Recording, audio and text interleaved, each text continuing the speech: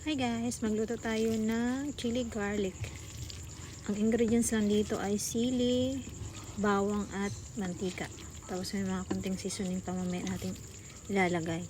Mura lang ingredients nito, halagang 100 na bawang na hubad, tapos 50 pesos na sili. Tapos mantika, 2 bilog.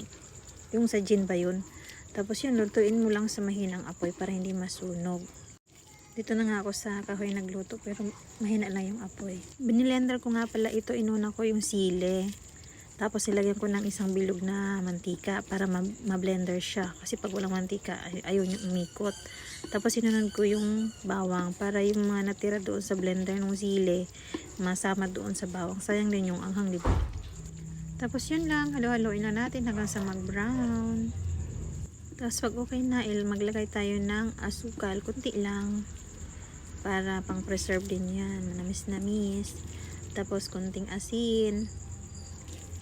Ayan. Sunod ay kunting paminta, yung durog. Tapos kunting bitchin, pang palasa din. Tapos ang pinaka main is yung suka para pang preserve sa ating chili garlic, hindi mapanis. Tapos yun lang siya, halo-haloin lang natin. Tapos antayin natin mag-brown. Yun na. Tapos okay na. Makatipid na tayo sa ating chili garlic. Hindi na tayo bibili. Mura lang. Napakadali lang lutuin. Yun lang. Thank you.